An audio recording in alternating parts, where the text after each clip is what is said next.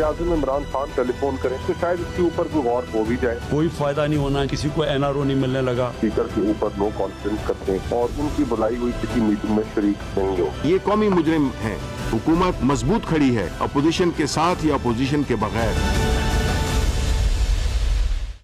अस्सलाम वालेकुम, पाकिस्तान टुनाइट के साथ मैं हूं सैयद समर अब्बास। वज़ीर-ए-आज़म इमरान खान साहब ने आज वाज़ेह किया है कि अपोजिशन को जलसे करने की इजाज़त नहीं दी जाएगी और साथ ही साथ आज हुकूमत की तरफ से इस अज़्म का इजहार किया गया कि जो भी कोरोना SOPs की खिलाफ वर्जी करेगा उसके खिलाफ मुकदमात भी दर्ज किए जाएंगे। और वो आज हमने देखा उसका अमली मुजाहिरा मुल्तान में साबिक वज़ीर-ए-आज़म यूसुफ रज़ा गिलानी साहब के बेटे अली मूसा गिलानी को पुलिस ने हिरासत में ले लिया है। 70 के करीब अफराद पर मुकदमा भी दर्ज कर लिया गया है। एक तो कार्य सरकार में मुदाखलत का मामला है, दूसरा कोरोना SOPs की खिलाफ वर्जी का मामला है। अब दूसरी तरफ आज वो काफली जिस पर अपोजिशन काफ़ी उम्मीदें लगाए बैठी थी कि काफली की नाराज़गी से फ़ायदा उठाते हुए मज़ीद हुकूमत को कमज़ोर किया जा सकता है। आने वाले दिनों में तहरीक अदम एतमाद पंजाब के अंदर लाने की तैयारियां हो रही थी, तो उस काफली को आज वज़ीर-ए-आज़म इमरान खान साहब ने मना लिया है। ये बड़ी खबर है।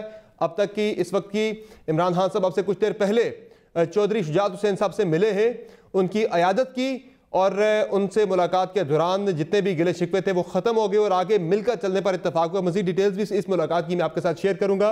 और इसमें फिर सवाल यही अहम है कि क्या वो जो तहरीक अदम एतमाद जिसका बहुत ज़्यादा जिक्र हो रहा था, जिसका बहुत ज़्यादा चर्चा था कि पंजाब के अंदर आ सकती है, क्या अब भी उसका कोई इम्कान रह गया है कि जब काफली को मना लिया गया है? और उसके साथ साथ नाज़रीन हम महंगाई के मामले पर भी बात करेंगे। आज प्राइम मिनिस्टर ने महंगाई की बात की। उन्होंने चीनी के हवाले से तो कहा कि माफिया है यहाँ पर, लेकिन जब आटे की बात आई तो वहाँ पर माना तस्लीम किया कि हुकूमत की भी अपनी बद इंतज़ामी थी जिसकी वजह से आटे की शॉर्टेज हुई। और उसके साथ साथ कोरोना के बढ़ते केसेस के हवाले से भी हम बात करेंगे कि क्या इसमें जो तजवीज़ थी कल मुस्तफ़ा नवाज़ खोखर साहब की कि प्राइम मिनिस्टर खुद कॉल करें मौलाना फजलुर रहमान साहब को, आसिफ अली जरदारी साहब को, मियां नवाज शरीफ साहब को, तो फिर अपोजिशन जलसे मौखर करने पर गौर कर सकती है। क्या हुकूमत की तरफ से ऐसा कोई जेस्चर दिखाया जा सकता है? हमारे साथ प्रोग्राम में हमें ज्वाइन कर रहे सदाकत अली अब्बासी साहब, पाकिस्तान तहरीक इंसाफ के रुकन कौमी असम्बली और वज़ीर-ए-आज़म की स्पोक्स पर्सन की कमेटी का हिस्सा भी हैं। हमें ज्वाइन किया था तारिक साहब ने, पाकिस्तान मुस्लिम लीग नवाज के डिप्टी सेक्रेटरी जनरल हैं। और शहला रजा साहब पाकिस्तान पीपल्स पार्टी के रुकन सूबाई असम्बली हमें प्रोग्राम में ज्वाइन कर रही है, सूबाई वजीर भी हैं।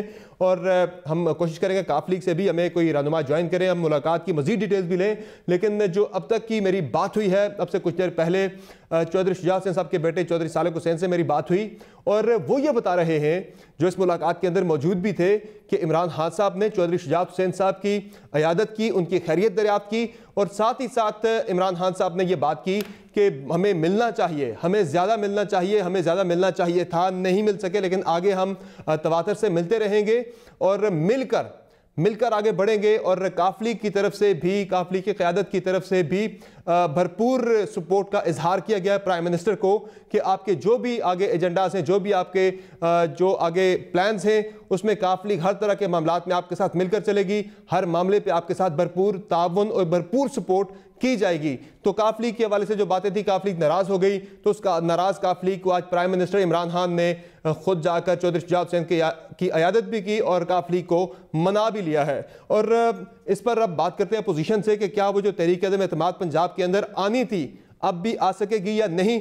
अतादार साहब जरा आपकी तरफ आते पहले वो तहरीक अदम एतमाद की हम बात कर रहे थे, बल्कि सदाकत अली अब्बासी साहब, ये डिफरेंसेस तो थे, पिछले 2 साल से खान साहब नहीं गए, तो फिर PDM की इस तहरीक ने ही आपको इतना मजबूर तो किया कि एटलीस्ट जाके आप मिले तो सही, और इस मिलने के बहाने गिले शिकवे भी दूर हो गए आपके सारे।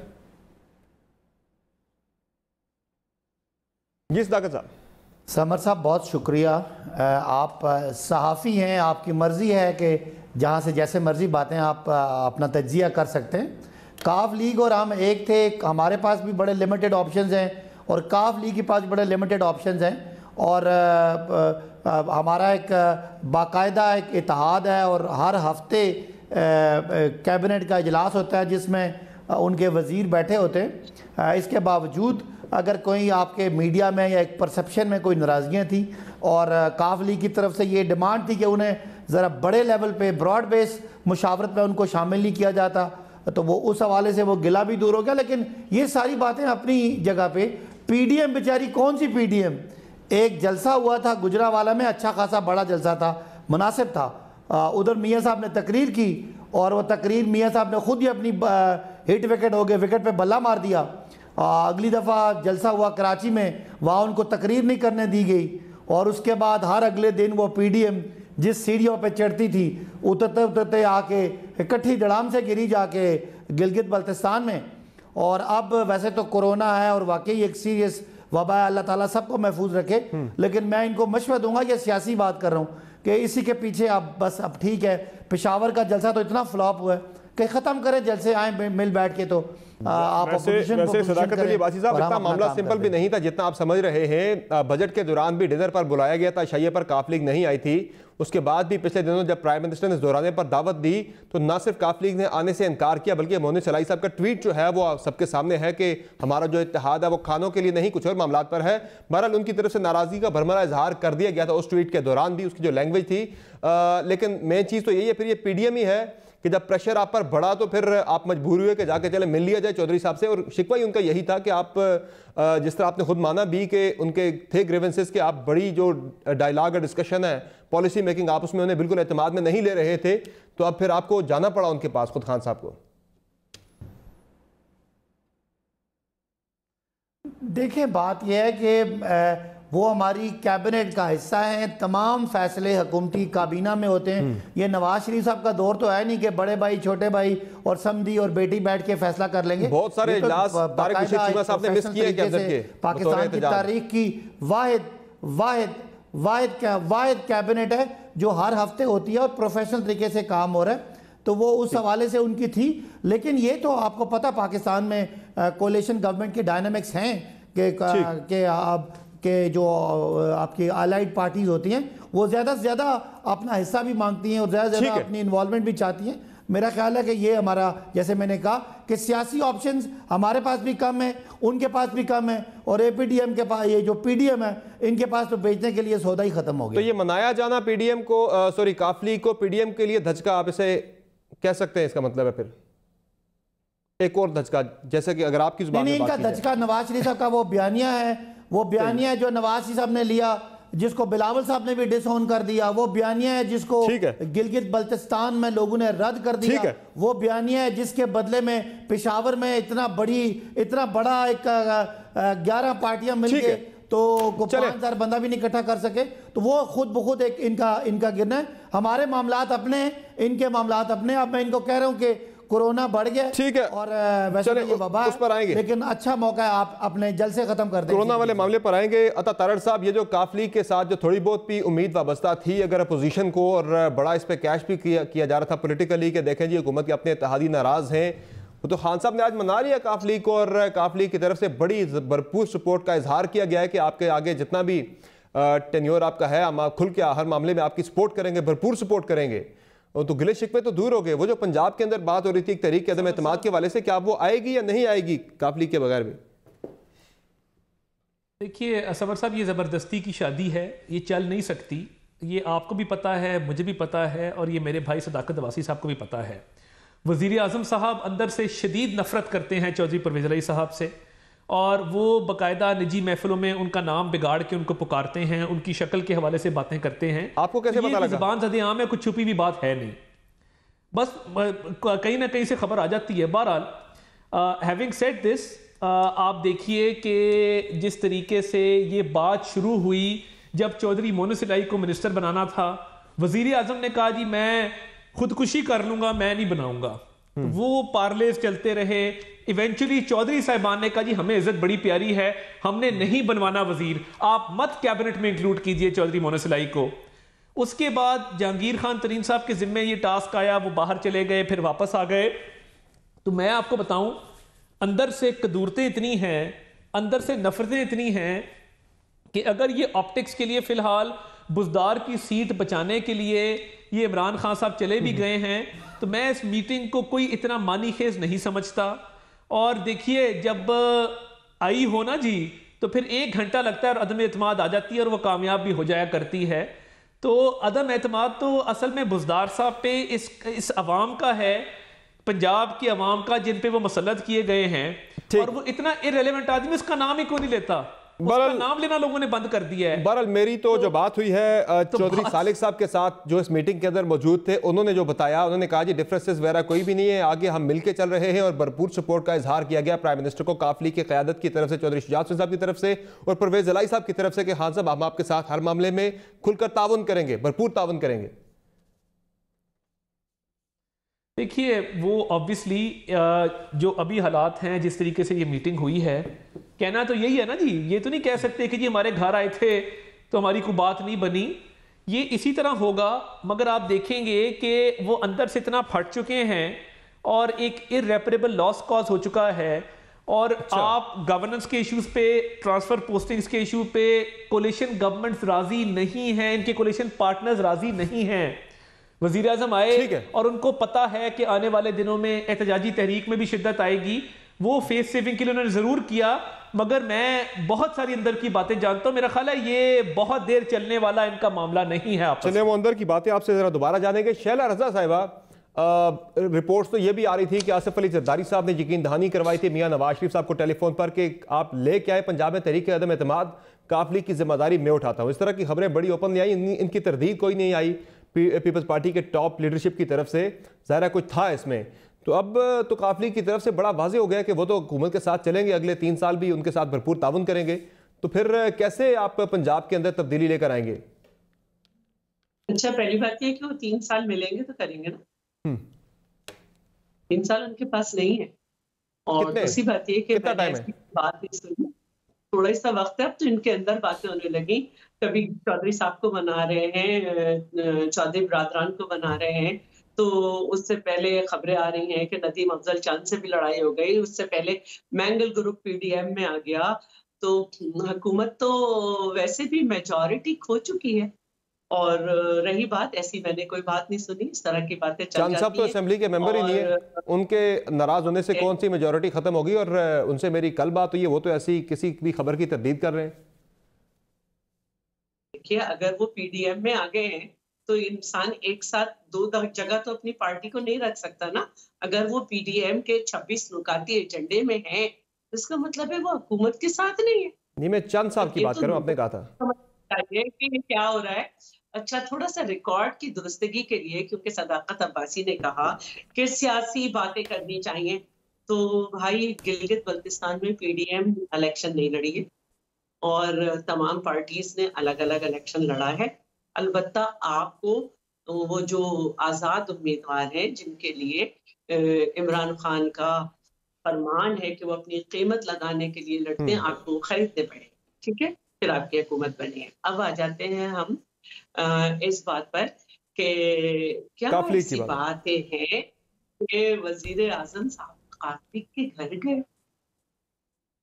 ठीक है, इतना इंसान गिर सकता है कि सबसे बड़े डाकू को अपनी कैबिनेट में ले ले, लेकिन अब डाकू नहीं, वो तो देखें अलील थे, चौधरी शुजात हुसैन साहब बड़े टाइम से अलील थे, शदीद बीमार थे, हर किसी ने उनके साथ टेलीफोन पर रब्ता भी किया, उनकी अयादत भी की जाती रही। इमरान खान साहब ने भी उन्हें पैगाम भेजा था कि मैं जब भी लाहौर आया मैं ज़रूर आऊँगा आपकी अयादत के लिए। आज वो अयादत के लिए गए, ज़ाहिर अयादत के लिए गए तो ज़ाहिर फिर 2 सियासतदान बैठे हो, सियासी बात ना हो, ये कैसे मुमकिन है? तो वो सियासी डिफरेंसेस भी दूर हो गए उसके साथ साथ। नहीं पता था वज़ीर आज़म साहब डाकुओं की भी अयादत करते हैं। चले कोई बात नहीं, शामिल कर लिया, गवर्नमेंट बनानी थी, बड़ा मसला था, वो एक अलग बात है। अब आपने एक बात सदाकत अब्बासी ने कि ये लोग जलसे क्यों कर रहे हैं, वो क्यों कर रहे हैं, तो हम ये कह रहे हैं आपसे कि आज जो मूसा गिलानी को आपने अरेस्ट किया है, उसी वक्त वहां पर पीटीआई की भी रैली निकली हुई थी और आपने क्या उन लोगों पे मुकदमे बनाए। गुजरांवाला का जब जलसा हुआ तो आपने 31 जगह पे जो है ना वो कंटेनर लगाए, 31 दाखिली रास्तों पे, और उस अनअनाउंस्ड तो पता नहीं आपने क्या क्या किया। और उसके बाद जो है एसओपीज के खिलाफ वर्जी करने वालों के आपने एफआईआर काटी, लेकिन उसके फौरन बाद वजीर आजम साहब ने जलसा किया। तो देखिए शाला साहब, वो गलत था, बिल्कुल गलत था। प्राइम मिनिस्टर को उस वक्त अगर एफआईआर हो रही थी गुजरांवाला के अंदर कोविड की एसओपीज की वायलेशन की, तो फिर खुद जलसे नहीं करने चाहिए थे। लेकिन चलें अब आज की बात करें अगर, तो आज तो प्राइम मिनिस्टर ने बड़ा खुले अल्फाज में वाजे कर दिया है। एक तो उन्होंने आज भी अपनी पुरानी बात दोहराई कि अपोजिशन जलसे कर रही है एनआरओ के लिए। चलें ये बहस तो बहुत हो चुकी है, एनआरओ कौन मांग रहा है, कौन दे सकता है, कौन नहीं दे सकता, लेकिन वो कह रहे हैं जलसे हम नहीं करने देंगे। जरा सुन लें खान साहब को। आज वो बड़ा वाजे कह रहे हैं कि हम जलसे करने की इजाजत नहीं देंगे किसी सूरत में भी। जरा सुनाएं जी। तकरीबन 2 हफ्ते में ये 8-9 से 2 हफ्ते के अंदर 50 पे पहुंच गई है। अगर ये एहतियात ना की तो ये इसी तरह बढ़ती जाएंगी। जब लोग करीब जमा होते हैं और क्लोज कांटेक्ट के अंदर ये तेजी से फैल जाती है। कोई भी हमें ऐसी चीज़ नहीं करनी चाहिए जिधर लोग जमा होते हैं। इस वक्त इस्लामाबाद हाई कोर्ट का भी ऑर्डर है, लोगों की जानों को ख़तरे में डाल रहे हैं। ये कोई फ़ायदा नहीं होना है जलसे जुलूस से। कोई किसी को एनआरओ नहीं मिलने लगा, जितने मर्जी आप जलसे जुलूस कर लें। इसलिए हम बिल्कुल इसकी इजाज़त नहीं देंगे। जी वो कह रहे हैं जितना मर्जी आप जलसे कर लें। एक तो वो जलसों की इजाज़त नहीं देंगे, दूसरा वो कह रहे हैं एनआरओ भी नहीं मिलना, आपको इजाजत नहीं दे रही गवर्नमेंट आपको। आज मुल्तान के अंदर आपने देखा कि उन्होंने कहा था मुकदमे करेंगे, मुकदमे शुरू हो गए। अच्छा, मैं यही कहूंगी कि सबसे पहले तो जो उन्होंने एनआरओ की बात की है ये पुराना सबक है, तो हम भी इसका कोई जवाब देंगे। आपकी औकात नहीं है एनआरओ के लिए, औकात ही नहीं है आपकी। दूसरी बात ये है कि आप ये कह रहे हैं कि तमाम कारोबारी जिंदगी खुला रहेगा, तो ये कंपल्शन तो नहीं है कि फिरदौस आयशा कवान को फुटबॉल की किक लगानी है गुजरावाला में, तो क्या कहते हैं लोगों को जमा कर लिया जाए। आपको फजूल मंसूबे जो कभी शुरू नहीं होने, शुरू भी हुए तो उनका बीआरडी पेशावर जैसा हाल होना है, उनका आपने ऐलान करना है, तो आपने लोगों को बुला लिया। आपने जो है अभी इतने सारे प्रोग्राम की मैं लिस्ट बता सकती हूँ जो इस 1 हफ्ते में हुई है, तो उसमें तो क्या ये सिलेक्टेड कोरोना है कि आप जब कुछ काम करेंगे तो उसमें कोरोना नहीं होगा और जब हम काम करेंगे तो हमारे में होगा। में आपकी पार्टी की हुकूमत है, वहां तो आप बड़े जबरदस्त सख्त इकदाम कर रहे हैं वहां पे कोरोना के फैलाव को रोकने के लिए। वहां पे मार्केट 6 बजे सील कर दी जाती है कराची के अंदर। जो नहीं करता पाबंदी, उसके वो मॉल्स वगैरह सील किए जाते हैं, उनको जुर्माने होते हैं। तो वहां कोरोना है या मुल्तान के अंदर कोरोना नहीं है क्या? समर साहब, मैं कह रही हूँ कि है, लेकिन क्यों आज पीटीआई ने रैली निकाली उसमें कोरोना नहीं था, सिलेक्टेड कोरोना है। बिल्कुल, और हमने किसी को मजबूर नहीं किया। ये समझता है, जो ये समझता है उसकी तबीयत खराब हो, उसे कुछ सिम्टम्स है, उसे इंटरेक्ट नहीं करना, वो नहीं आए। बकौल इनके कि पेशावर में फ्लॉप था। भाई 200 से तो ज्यादा आदमी थे ना। खान साहब ने कहा था 200 आदमी कहेंगे कि आप घर चले जाए, मैं चला जाऊंगा। तो हम कह रहे हैं कि नहीं आए लोग जिनको तकलीफ है और जो ये समझते हैं। और जब खान साहब ये कह रहे हैं कि कुछ नहीं होने वाला, तो आपको किस बात का डर है? आपको किस बात का डर है? आप आने लोगों को, आपकी हुकूमत नहीं जा रही, आप मनाते फिर रहे, लोगों की खुशामद करते फिर रहे, तो आप आने दें लोगों को, हम अपना काम कर रहे हैं। अब नाजरीन, जो आदाद शुमार है कोरोना की सेकंड लहर के हवाले से वो बड़े अलार्मिंग हैं और बड़े खौफनाक हैं। इस वक्त ये वायरस बड़ी तेज़ी के साथ फैल रहा है और अगर हम बात करें इस वायरस के हवाले से, जो सेकंड वेव में पाकिस्तान का नंबर है पूरी दुनिया के अंदर कोरोना की दूसरी लहर का, इस पे पहले केसेस का आपको दिखा देते हैं कि एक्टिव केसेस जो हैं इस वक्त 42,115 हैं और 27 अक्टूबर से 24 नवंबर तक जो नए केसेस हैं वो 52,692 केसेस आए हैं और टोटल अमात जो है वो 7,803 अब तक हो चुकी हैं पहली और दूसरी लहर में। और सेकंड वेव के दौरान यानी 27 अक्टूबर से 24 नवंबर तक 1,000 से ज़्यादा अमवात हो चुकी हैं पाकिस्तान के अंदर। ये दूसरी लहर है जिसके अंदर ये वायरस का फैलाव काफ़ी तेज़ हो रहा है, अमवात भी बढ़ रही है। और अगर हम आज पाकिस्तान की दर्जाबंदी के एतबार से अगर देखें, मवाजना करें पूरी दुनिया के साथ, तो सेकंड वेव जो है पाकिस्तान को बड़ी बुरी तरह से मुतासिर कर रही है। कोरोना वायरस का इस वक्त अगर देखा जाए पाकिस्तान में दुनिया में पाकिस्तान का जो नंबर है इस वक्त टोटल एक्टिव केसेस के एतबार से, तो टोटल केसेस के एतबार से अगर देखा जाए तो पाकिस्तान का है 28वां नंबर। नए केसेस के एतबार से अगर देखा जाए यानी रोज़ाना जो नए केसेस आते हैं उसमें 15वां नंबर है हमारा। टोटल अमवात के लिहाज से देखा जाए तो 29वां नंबर है हमारा। और नई अमवात यानी कि जो पिछले एक माह के दौरान जो अमवात हो रही है उस एतबार से देखा जाए तो हम 13वें नंबर पर हैं पूरी दुनिया के अंदर, जो बहुत ही अलार्मिंग है, बहुत अलार्मिंग है। और मरीजों की तशवीशनाक हालत के लिहाज से देखा जाए तो हमारा 15वां नंबर है। हमारे ज़्यादा मरीज़ हैं जो कि इस वक्त तशवीशनाक हालत में हैं। तो सूरत हाल काफ़ी ख़राब है। हम वापस उसी अप्रैल मई वाली सूरत हाल पे चले गए हैं जब हालात इतने ज़्यादा ख़राब थे। तो जाहिर है फिर हमें इंसानी ज़िंदगियां बचानी है, उसके लिए जिसको जो भी इकदाम उठाने पड़ते हैं वो उसे उठाने चाहिए। और आज शिबली फराज साहब ने, बाय द वे वज़ीर इत्तलात हैं, उन्होंने बड़ा वाज़े कर दिया कि आप किसी किस्म की नरमी नहीं बरती जाएगी, मुकदमे दर्ज होने चाहिए, बल्कि होंगे भी। ज़रा सुनाइए जी उनका वो क्या कह रहे थे।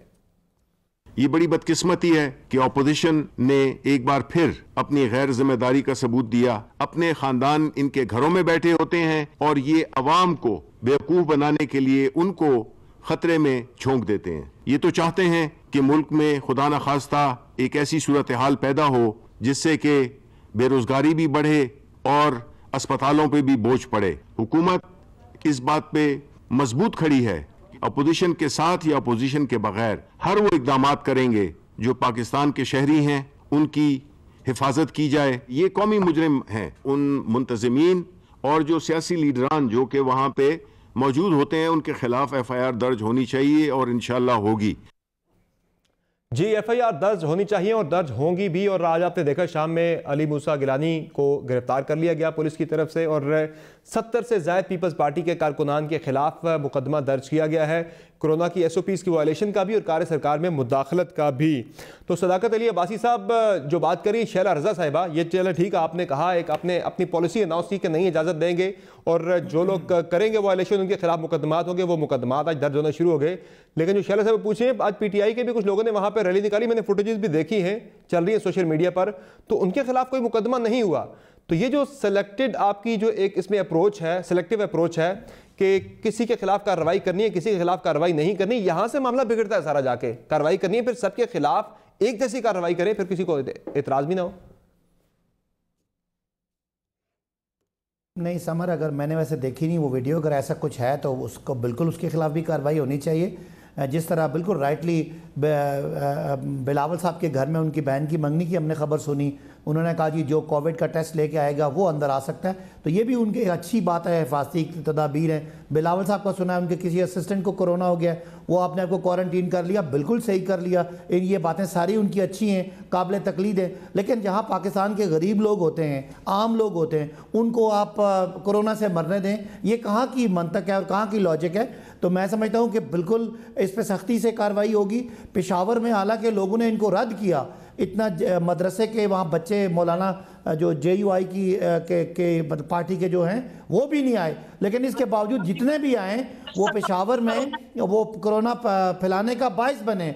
इनको बताना है कि जब हमारे वज़ीर-ए-आज़म के जलसे हुए थे उस वक़्त कोरोना की शरह 2% थी, इस वक्त शरह 7.5% हो चुकी है।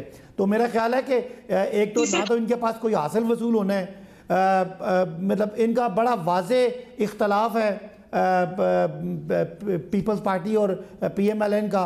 नवाज शरीफ साहब के बयानिए पे उनका मौक़िफ़ और है, इनका और है। जो कराची में अगर इतने लोग नहीं निकले सदाकत अली अब्बासी साहब पेशावर के अंदर, तो फिर घबराहट कैसी है, फिर परेशानी किस बात की है? परेशानी ये बड़ी सख्त परेशानी है और वाकई परेशानी है, दबाव है, वो है लोगों की ज़िंदगियों का। हुकूमत का बुनियादी मकसद लोगों की जान और माल का तहफ़्फ़ुज़ है। अगर कोई अपने शुगल के लिए अपने घर में तो वो पाबंदियाँ करे और टेस्ट डिमांड करे, जो मैं कहता हूँ सही है, और लोगों को पब्लिक एट लार्ज उनको ख़राब करने के लिए जलसे जुलूस करे जिसके पीछे ना कोई आगे कोई मकसद नज़र आ रहा है ना कोई पीछे मकसद नज़र आ रहा है। नज़र एक ही मकसद एक ही है कि इनको NRO मिले, वो तो मिलना कोई नहीं है। लिहाजा हम बिल्कुल अलाउ नहीं करेंगे इनकी इस बात को। मैं कहना चाहता हूँ लोग भी रद्द कर रहे हैं, मैं इनको मशवरा दे रहा हूं। वैसे सदाकत साहब किसने मांगा है NRO? अब तक किसी तकरीर के अंदर किसी NRO की बात नहीं हो, किसी किस्म के रिलीफ हुकूमत से मांगा गया हो तो जरा बता दें मुझे भी, मेरे नाजरीन को भी, जो मेरे साथ दीगर पैनलिस्ट बैठे हैं उनको भी बता दें, मेरी रहनुमाई कर दें अगर मैं कहीं भूल रहा हूं। किस अपोजिशन के लीडर ने NRO मांगा, कोई रिलीफ मांगा हुकूमत से किसी जलसे के अंदर या प्राइवेटली भी, जरा मुझे बता दें। अलीम आबादी के लिए मांगा। मुत्तहिदा अपोजिशन ने फैटफ के दौरान हमें 34 पॉइंट वो दिए, वो 20 सितंबर से पहले की बात है। मैं 20 सितंबर की APC के बाद की बात कर रहा हूँ। सुन लेना जी। उन्होंने कहा कि ये सारे पॉइंट्स हैं 34, जिसमें बिलावल जरदारी साहब, बिलावल साहब, मरियम साहिबा, नवाज शरीफ, शहबाज शरीफ सारे बाहर आ जाते हैं।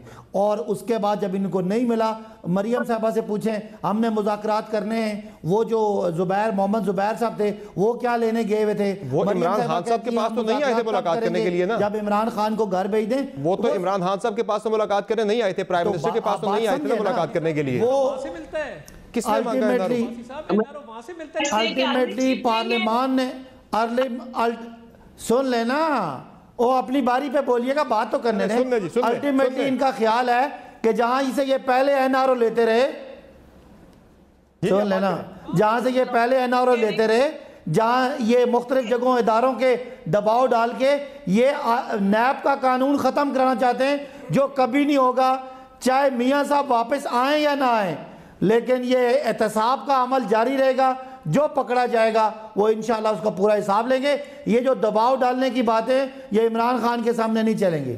नहीं, ये जो कह रहे हैं, मुझे आवाज वापस आ रही है, ये जो कह रहे हैं आप जलसे कर रहे हैं एनआरओ मांगने के लिए, किस जलसे में एनआरओ की बात की गई जरा बता दें। ये जलसों में क्या है? जलसों में ये कह रहे हैं इदारे इधर हो जाएं, इदारे उधर हो जाएं। मरियम साहबा कहती हैं कि जी मुझे इस्टेब्लिशमेंट वाले राब्ते कर रहे हैं, मैं उनसे बात नहीं करूंगी, लेकिन अगर इमरान खान को घर भेज दें तो मैं बात करूंगी। इससे पहले क्या है, ये ज़ियाउल्लाह की पैदावार है और वो अयूब खान की पैदावार है। सारी ज़िंदगी ये ऐसे ही करते रहे, मुआहदे करके मुशर्रफ से बाहर गए, मुआहदे करके वापस आए। इन्होंने एनआरओ लिया पीपल्स पार्टी ने मुशर्रफ से, तो ये है क्या? इनकी बुनियाद भी यही है और ये चाहते भी यही हैं। ये पहली दफ़ा बुरी जगह फंस गए। इमरान खान जो आए एहतसाब करने, ये जितना वावेला करें, जितना शोर शराबा करें, इनकी कोई बात नहीं मानी जाएगी। अदालतें, इदारे प्रोसेस के बाद अगर ये बरी होते हैं तो हो जाएं, वरना सजाएं काटेंगे। वासी साहब, जो प्राइम मिनिस्टर का हफ्साबाद का जलसा था 7 नवंबर का, वो कोविड की सेकंड लहर शुरू होने के बाद किया गया है। और कोविड की जो सेकंड लहर है कोरोना की पाकिस्तान के अंदर, ये जो एनसीओसी की वेबसाइट पर 27 अक्टूबर से ऑनवर्ड दिखाई जा रही है। तब एनसीओसी ने पाबंदियां नहीं लगाई थी, आप पाबंदियां लगा दी हैं। 27 अक्टूबर से पाकिस्तान में दूसरी लहर शुरू हो चुकी थी। पीडीएम के जलसे के बाद लोगों पे अपने पे क्यों नहीं काटी? आप तो पीपल्स पार्टी अपना कराची में पाबंदियां लगा रही है, वो कैसे जलसा कर सकती है? वो दुकानें बंद कर रहे हैं, वो 7 बजे के बाद स्मार्ट लॉकडाउन लगा रहे हैं। एक तो पहले इनको स्मार्ट लॉकडाउन समझ नहीं आ रहा था, वो भी समझ आ गया। वहां पर बड़े सख्त इकदाम आते हैं कराची के अंदर, बाय द वे, कोविड के हवाले से। तो यही मैं कह रहा हूँ ना, आप जहाँ नून लीग की हुकूमत है कश्मीर में, वहाँ तो 15 दिन का वो है लॉकडाउन है, वहाँ ये लॉकडाउन करें। पंजाब में और केपी में जाके कोरोना फैलाएं, कौन इनको इजाजत देगा? जी अता तारर साहब, मुस्लिम लीग नून की पॉलिसी में तजाद क्यों है? ये जो सदाकत साहब ने बड़ी अहम उन्होंने इस तरफ इशारा भी दिया, मैं भी इस पर बात करना चाह रहा था कि आज़ाद कश्मीर में मुस्लिम लीग नून की हुकूमत है, आपके प्राइम मिनिस्टर है वहां पर, उन्होंने 15 दिन के लिए मुकम्मल लॉकडाउन लगा रखा है वहां पर, मुकम्मल लॉकडाउन, और बहुत सख्त लॉकडाउन है वहां पर, जिस पर बड़ी सख्ती से अमल दरामद भी किया जा रहा है। वही नून लीग है, वो पंजाब के अंदर जहां उसकी हुकूमत नहीं है वहां पर वो जलसे कर रही है। ये क्या मामला है? आपकी दोहरी पॉलिसी क्यों है? मैं पहले तो एक दुआ करना चाहता हूं, अल्लाह करे नैब इस मुल्क में ख़त्म कभी ना हो। मेरी ये दुआ है और ये मेरी दिल से दुआ है कि नैब का कानून कभी उसमें तरमीम ना की जाए, मैं आमीन और कभी नैब ख़त्म ना हो। उसकी वजह सुन लें, आमीन सुम आमीन, क्योंकि फॉरेन फंडिंग केस कल को हमने वहां लेके जाना है। वो इलेक्शन कमीशन के बस की बात नहीं है, वो मैनेज हो गया हुआ है केस। हमने चीनी स्कैंडल वहां लेके जाना है, हमने आटे का स्कैंडल वहां पे लेके जाना है, हमने बिजली का स्कैंडल वहां पे लेके जाना है, हमने दवाइयों के स्कैंडल वहां पे लेके जाने हैं, बनी गाला की अराजी का केस हमने वहां पे लेके जाना है, जमान पार्क में 4.5 करोड़ का नया घर हमने वहां पे लेके जाना है। और मेरी बात लिख लें, हमारे पे सरकारी पैसे 1 रुपए का भी इल्जाम नहीं है, ना साबित हो सका, ना साबित हो सकता है, मगर वक्त आने दें, इंशाल्लाह नहीं छोड़ेंगे। लेकिन अता तारर साहब, अभी अगले 2-3 साल तो नैब को आपने ही भुगतना है, इन्हीं कवानीन के साथ, इसी नैब के साथ, इसी कोई बात नहीं। हमें समर साहब हमें फांसी लगा देंगे इसके बाद। हमने बहुत भुगत लिया। आहा चीमा को 3 साल होने को आए हैं, हमजा शहबाज शरीफ 17 माह से बंद हैं। पब्लिक मनी, सरकारी खजाने के नुकसान का 1 रुपए का इल्जाम नहीं है। और मैं बताऊं, ये जब वक्त आएगा, थे वो मुस्लिम लीग नून के रहनुमा तो नहीं देना, इन पे सारे इल्जामात सरकारी पैसे में गबन, करप्शन। चीनी आज भी 90 रुपए है, क्योंकि जहांगीर तरीन नामी शख्स आज भी खुला फिर रहा है। अब लेट हो चुका, अब वक्त आने दें, स्टे ऑर्डर के पीछे ना छुपे। चले मुझे बताएं, फैसल वाडा का केस क्यों नहीं डिसाइड होता? वो किसने मैनेज किया है, क्यों मैनेज किया हुआ है? इस्लामाबाद हाई कोर्ट उस पे फैसला क्यों नहीं देती? सबको पता है दोहरी शरीयत थी, सबको पता है दोहरी शरीयत थी। मुझे एक मुख्तसर ब्रेक लेनी है, ब्रेक से वापस आऊंगा। तो मेरा जो सवाल था आपसे, बुनियादी सवाल था कि आपकी पार्टी का पॉलिसी के एतबार से दोहरा म्यार क्यों है? आज़ाद कश्मीर में मुस्लिम लीग नून जो है उसकी हुकूमत सख्त लॉकडाउन लगा देती है, लेकिन पंजाब के अंदर आपने जलसे करने हैं, ये तजाद क्यों है? ये जवाब मैं दोबारा आपसे जानना चाहूंगा। छोटे से ब्रेक के बाद हमारे साथ रहिएगा।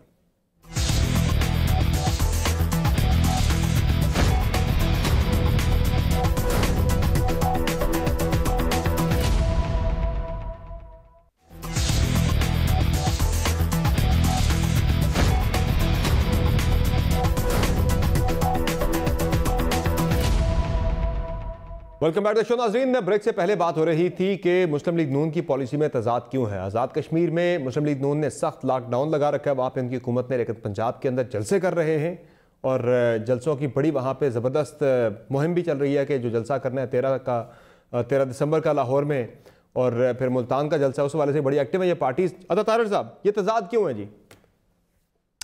जी देखिए, कोई तजाद नहीं है। मैं बल्कि सदाकत अब्बासी साहब के तवसत से पीटीआई को दावत देता हूँ, अगर वो समझते हैं कि अवामी इश्यूज़ हैं और मामला गुर्बत से भूख की तरफ जा रहा है और लोग बेरोज़गारी की वजह से, मुफलिसी की वजह से मर रहे हैं और ख़ुदकुशियों पे मजबूर हैं, तो आएँ आज़ाद कश्मीर में जलसा करें। मैं गारंटी देता हूँ कोई पर्चा नहीं होगा इनके खिलाफ। आएँ, जगह का तयन मिलके कर लेते हैं तो और अगर ये बिल्कुल अवामी इश्यूज़ पे अपना अगर नहीं देखे जाने बचानी है, ये अगर रह गए ना समर साहब जी, तो इस वक्त यूएसएड की रिपोर्ट है कि पाकिस्तानी पॉपुलेशन का 20% हिस्सा मुफलिसी की वजह से भूख का शिकार है। और ये जो बेरोजगारी और जिस तरीके से इन्होंने मईशत की ज़बू हाली का शिकार किया है कि हम साउथ एशिया में हमारी मईशत सबसे कमजोर मईशत है, आने वाले वक्तों में लोगों के पास खाने को नहीं होगा। ये शपशपा और ये जो आप इनका प्रोटोकॉल देख रहे हैं, वजीर आजम लाहौर आ रहे हैं, दौरे कर रहे हैं, इन्होंने गरीब आदमी से उसकी रोटी छीनी है। सर वही गरीब आदमी अगर कोरोना होने से मर जाए, उसकी मौत हो जाए, तो उसका तो पूरा खानदान पीछे सफर करता है ना सर। अगर वो जिंदा रहे तो चले कुछ ना कुछ करके वो गुजारा तो चले, 2 वक्त नहीं 3 वक्त नहीं तो वो 2 वक्त की रोटी तो खाएगा, रूखी सूखी खा लेगा। कोरोना हो गया तो बिल्कुल बचना ही नहीं है। हमने तो जब कोरोना की पहली लहर आई थी तो कोरोना की मीटिंग से वजीर आजम जब उठ के चले गए थे और इसको मामूली फ्लू डिक्लेयर किया था, उनको नहीं पता था कि कोरोना इस मुल्क के अंदर, जब ऑपोजिशन कह रही थी कि लॉकडाउन लगाओ और लॉकडाउन नहीं लगाया, सर्दियां आ रही हैं, पता है सर्दियां आ रही हैं, अभी तक कोई आगाही मुहिम नहीं है, अभी तक कोई इकदामात नहीं है, देना फिरदौस आशिक पे पर्चा क्यों नहीं देते, खुद जलसे करें।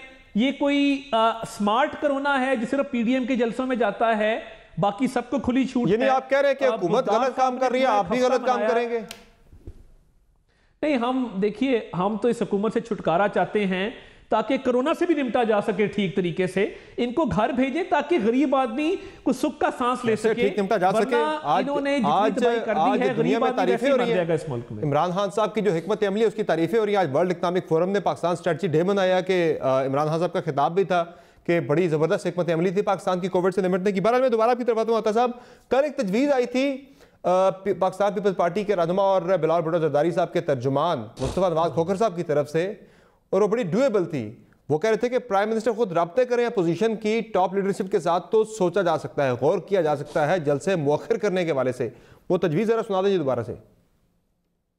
अगर हुकूमत और वजीर आजम अगर इतने ही फिक्रमंद हैं और वाकई इस मामले को एक सियासी उस तरह इस्तेमाल नहीं करना चाहते कि वो अपोजिशन को जलसे करने से एक पॉलिटिकल ऑब्जेक्टिव उनका नहीं है रोकने का, तो फिर वजीर आजम इमरान खान साहब को चाहिए कि वो मियां नवाज शरीफ को टेलीफोन करें, वो मौलाना फजलुर रहमान साहब को टेलीफोन करें, आसिफ जरदारी साहब को टेलीफोन करें, दीगर जो जमातों के सरबराहान हैं महमूद खान अचकजई साहब को फोन करें और फिर उनसे बात करें तो शायद इसके ऊपर कोई गौर हो भी जाए।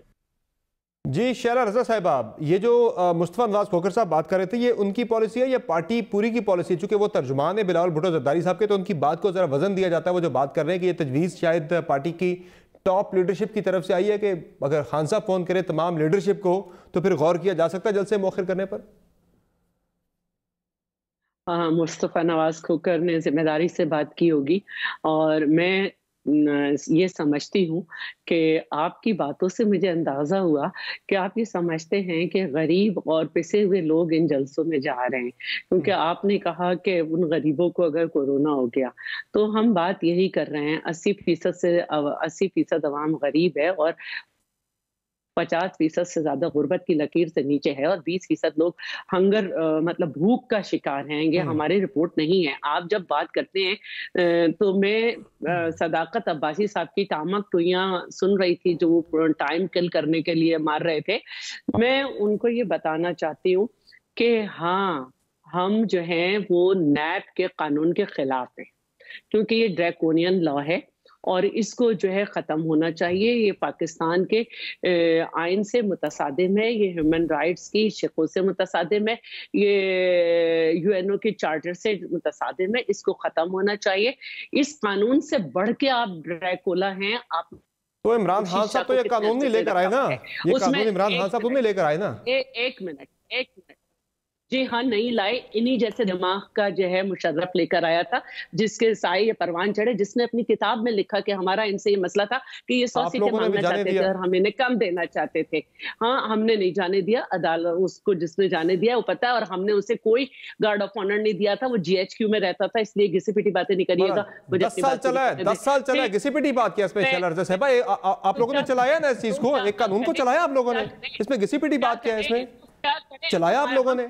हर कोई अपनी मतलब यही देखता रहा कि मेरा जो अपोनेंट है वो रगड़े में आ जाए, बाद में देखा जाएगा। जी, जब करते हैं तो ये समझना चाहिए कि 344 के ऐवान में पीपल्स पार्टी 126 नशिस्तों के साथ थी, और हमने 18वीं तरमीम की, आपने 18वीं तरमीम भी की आपने, जिसपे लोग हमारे साथ बैठ गए, हमने वो की। 62 63 नहीं समझ आया, हम नहीं कर सके, हमारी मजबूरी थी।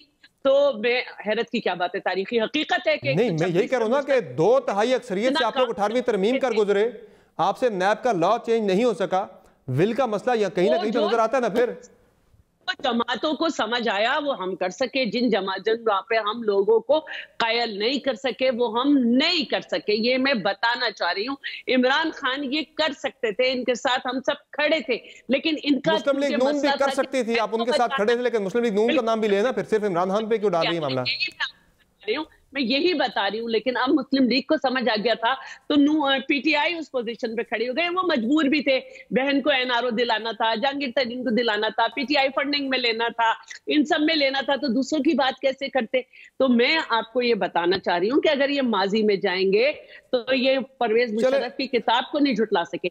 आगे की बात कर लें, एक रिकॉर्ड है, आगे की बात कर लें। जो अता तारिर साहब कह रहे हैं कि हम दुआ करते हैं, अता तारिर साहब दुआ कर रहे हैं कि ये नैब का कानून तब्दील नहीं होना चाहिए, नैब का इदारा भी रहना चाहिए। वो जो इतनी लंबी दुआएं कर रहे हैं, आप भी फिर उनके साथ इस दुआ में शरीक हैं, शामिल हैं, आप भी फिर आमीन कह दें कि ये रहना चाहिए। ऐसे ही नहीं है, अता तारिर साहब ने भी इस तरह से कह दिया है, लेकिन उनको भी समझते हैं कि ये नहीं होना चाहिए। अब रही बात, मैं इनसे ये पूछना चाहती हूँ रियासत मदीना के दाई से कि जिस दिन पेशावर में हमारा जलसा था, उस दिन जमात इस्लामी का भी था। आपने उनके लिए कोरोना फैलाने की जिम्मेदारी नहीं ली, क्योंकि वो आपके साथ हुकूमत में शरीक रह चुके हैं PTI के। आपने, मेरा कहने का मकसद ये है कि जब आप गुजरावाला के जलसे के बाद हम पे यार काट सकते हैं, तो इमरान खान ने जब जलसा किया पंजाब, अच्छा क्यों नहीं काटी? ये जो बात कर रहे हैं मुस्तफा नवाज खोखर साहब, आप कह रही है कि जिम्मेदारी से बात की होगी, तो ये जो वो तजवीज दे रहे हैं, तो फिर खान साहब से फिर क्यों बात करना चाहते हैं कि खान साहब फोन करेंगे तभी आप जलसे मौखिर करेंगे, ऐसा क्यों है? ये तो आप वैसे भी कर सकते हैं ना, आवाम की फिक्र तो सबको होनी चाहिए। ऐसे नहीं करते, नहीं, आवाम की हमें फिक्र है, हमें फिक्र है कि 20% लोग जो हैं वो भूखा है। हमें फिक्र है कि पाकिस्तान में पहली मर्तबा इन्होंने पहले साल GDP 1.9 की और दूसरी दफा नेगेटिव कर दी। कोरोना आया मार्च के एंड में, और इन्होंने मार्च के शुरू में ही एक्सपोर्ट 3.74 कर दी। तो हम इनको कोरोना से बड़ा वायरस समझते हैं। अगर head of the state president of Pakistan से फोन करवा दिया जाए, वो काबिल कबूल होगा आपके लिए?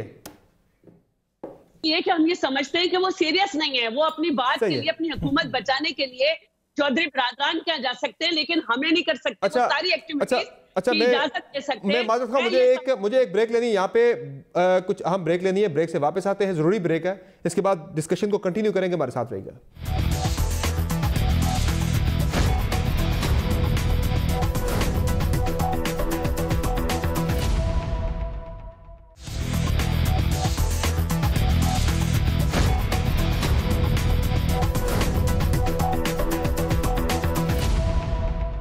वेलकम बैक नाज़रीन। सदाकत अली भाई साहब, ब्रेक से पहले अब बात हो रही थी जो इमरान खान साहब के हवाले से एक तजवीज़ दी है, पीपल्स पार्टी की तरफ से यह तजवीज़ सामने आई, बिलावल भुट्टो ज़रदारी साहब के तर्जुमान की तरफ से यह तजवीज़ सामने आई है कि इमरान खान साहब टेलीफोन करें मियां नवाज शरीफ साहब को, आसिफ अली ज़रदारी साहब को, मौलाना फजल रहमान साहब को, महमूद खान चकजई साहब को और अपोजिशन के दीगर रहनुमाओं को, तो फिर एहतजाज या फिर जलसे मुअख्खर करने पर गौर हो सकता है। अगर इंसानी जानें इतनी ज़्यादा कीमती आपकी नज़र में भी है, वो जो जिस तरह कह रहे हैं, ज़ाहिर कीमती तो है, हर किसी को इसका एहसास है, तो फिर एक फोन ही कर दे। देखें, इसमें मेरा ख्याल है अगर उनको इमरान खान साहब की कॉल से उनको कोई सुकून पहुंचता है तो ये कराने में भी कोई हर्ज नहीं है, लेकिन वो जरदारी साहब कुछ और बात करते हैं, नवाज शरीफ साहब कुछ और बात करते हैं। आपने अभी इख्तलाफात की बात की थी, काफ लीग की और PTI की, तो आपको पता है ये तो ऐसी वक्ती तौर पे इनका वक्ती एक ज़बरदस्ती की इनकी भी शादी है। मज़ार कायद पे वाक़े को बिलावल साहब ने बड़ा अप्रिशिएट किया, नवाज शरीफ साहब ने रद्द किया। नवाज शरीफ साहब इदारों के ख़िलाफ़ बोलते हैं, बिलावल साहब उसको गलत समझते हैं। जो GB में इलेक्शन हुआ तो नून लीग GB कहती है कि पीपल्स पार्टी ने धांधली की है, और मेरे ख्याल से तो सदाकत साहब ये बड़ा आइडियल मौका है, इस तरह तजवीज़ भी अपोजिशन की अपनी तरफ से आई है। अभी आपके सामने सुने ना, मैं बात मेरी बात मुकम्मल होने दें। अभी तारड़ साहब दुआ करते हैं कि नैब ना बदले, और मैडम कहती हैं नैब काला कानून है बदलेगा। तो ये तो ऐसे ही बस इमरान खान की नफरत में इनका आपस में इत्तेहाद है, किसकी बात माने किसकी ना माने।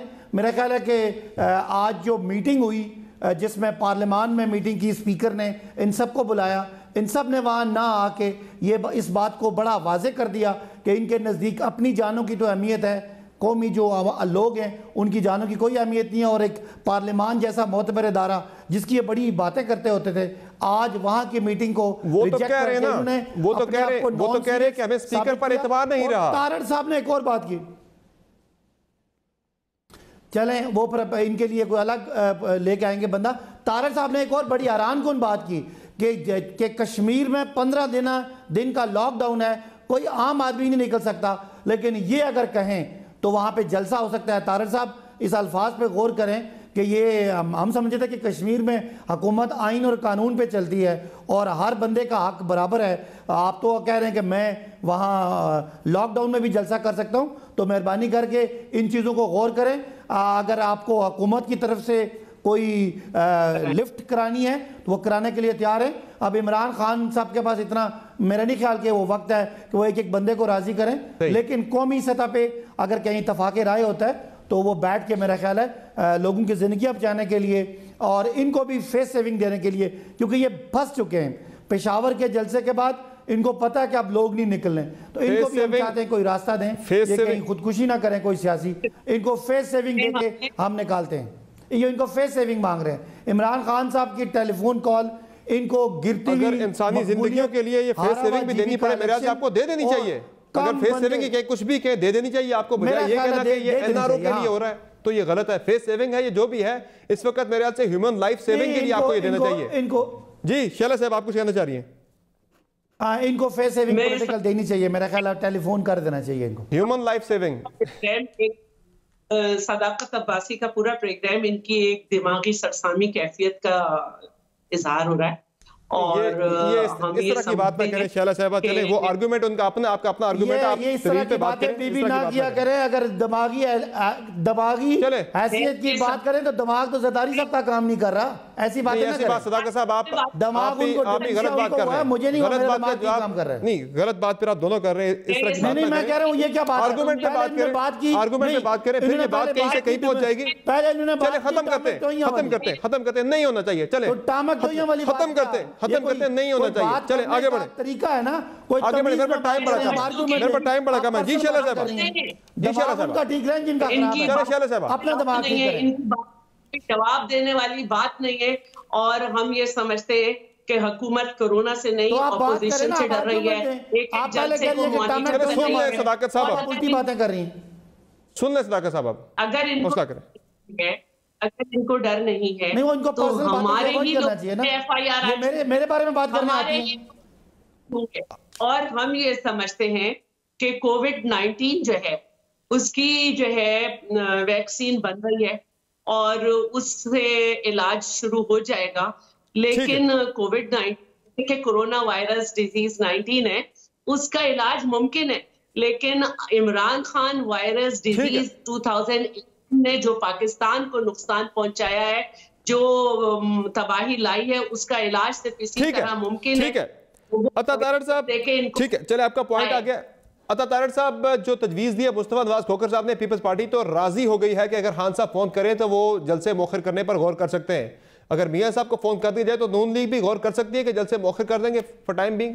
नहीं, देखिए मैं इस मुस्तफा नवाज खोखर साहब की बड़ा एहतराम है, मैं उनकी इस तजवीज़ से बिल्कुल मुत्तफिक नहीं हूँ और खान साहब से बात करने का टाइम गुजर चुका है। पहले ही कहा हमने कोविड पे बात करना चाहिए, मिसाक मईशत पे बात करना चाहिए, तो अब खान साहब के जाने के दिन हैं और जब ये जाएंगे तो जो मुकदमात कायम किए जाएंगे उनसे 10-10 साल इनकी जान नहीं छूटनी, तो इंशाल्लाह वक्त आने वाला है, इनसे फिर बात करेंगे इस पे। सही है, चलें, बहुत शुक्रिया तमाम मेहमानों का, आपने प्रोग्राम में अपना कीमती वक्त दिया। नाज़रीन इजाज़त दीजिए, अल्लाह हाफ़िज़।